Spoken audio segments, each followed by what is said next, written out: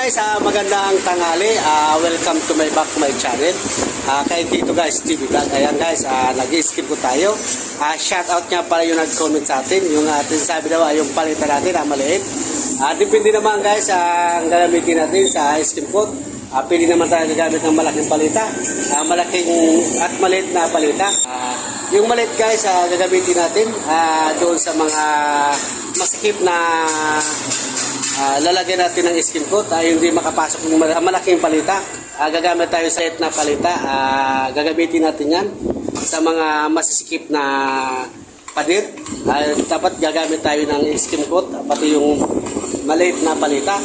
Yung mga malaking palita, yan, sa mga ganitong poste, yung malalaking mga ipapahid natin sa mga pader, ayan, gagamit tayo sa mga malalaking palita. Yan, malaking